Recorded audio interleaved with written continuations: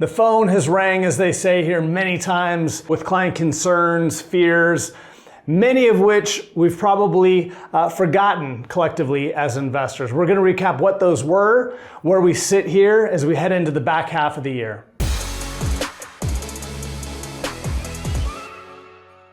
So I was sitting this morning in the office chatting about hitting the halfway point in 2026.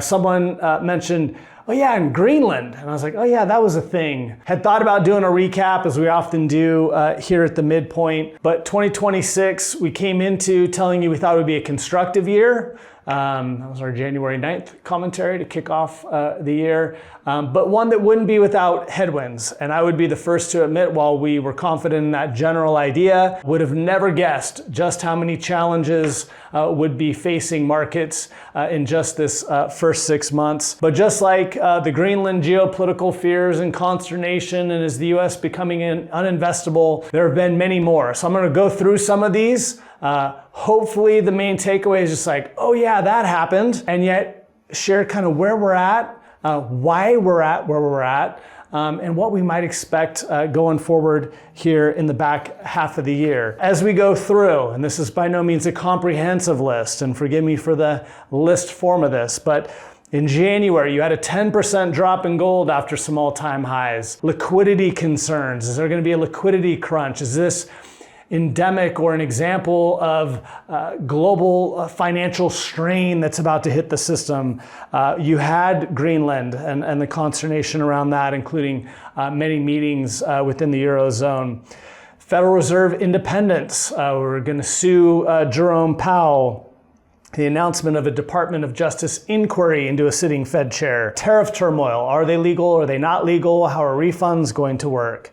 In February came a meltdown within software stocks around AI fears, job loss creation, particularly the impact on software stocks and the beloved tech sector, led to a large pullback in a lot of household names. March brought the escalation of the US-Iran conflict, not only in terms of rhetoric, but eventual strikes and hostility. Oil pushes near $100 a barrel. This, of course, stokes stagflation concerns. Is the market going to slow in terms of economic activity under the burden of these oil costs at the same time that inflation rises? Throughout the spring, interest rate concerns, given the continued conflict, continued high price of oil. U.S. debt concerns come back to the forefront. Again, the narrative that's been in the backdrop throughout the year around the investability of the U.S. vis-a-vis other global markets. It's kind of all culminated in close to a correction ending in March 30th. Certainly at this point, largely around the war, the phone is ringing. It's never been this bad. We don't see it's going to get any better. We cautioned you then, both if you were one of the ones to call, as well as in these commentaries.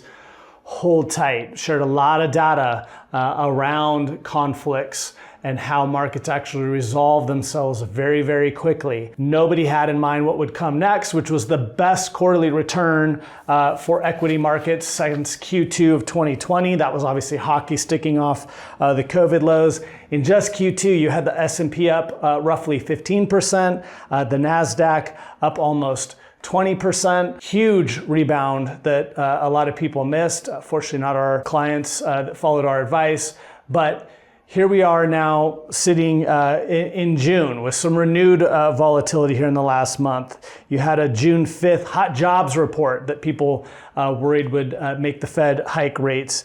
Tech valuation concerns, not only in early June on June 8th, but then on the 23rd around memory stocks, chip stocks, creating all sorts of consternation. And again, the sector that has been the darling of the market for quite some time. June 10th brought the hottest CPI report in 3 years. June 17th brought the Warsh and Fed meeting with fears of hawkishness. And of course, here just this week, you had margin debts released, highest of all time, over $100 million of additional margin debt taken on here in the latest month. And yet, as we sit here right now, you have an S&P 500 up over 10% year to date, a NASDAQ up over 12% year to date, and this has left many investors asking how. And of course, we've talked about this many, many times. The market is utterly indifferent to our logic, to our emotions, to our worldviews. We think that things should act and think and look as we would have them act and think and look. And while we know consciously when we call that out, that sounds silly, subconsciously, all of us do it in various ways all the time. Two, the market over short periods of time can act irrational. Benjamin Graham's famous quote that in the short run, it's a voting machine, i.e. emotional. In the long run, it's a weighing machine, i.e. around corporate profits. And therein lies the answer. As we shared last week, S&P 500 projected profits going into 2027, up $50 a share, tremendous. Despite the positive return, solidly positive, historically speaking, in terms of average annual returns. You have the PE ratio of the S&P 500 on a forward-looking basis having actually dropped from around 19 times to 18 times earning.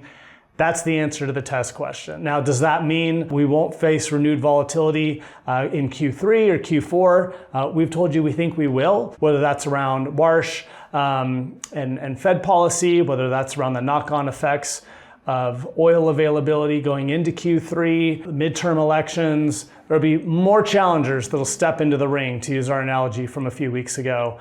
But again, where you put that long-term confidence is in the state of earnings, in the state of valuations, both of which remain really strong as we head into the back half of the year. If you've got questions around this, how to think about this, again, this is not for market timing.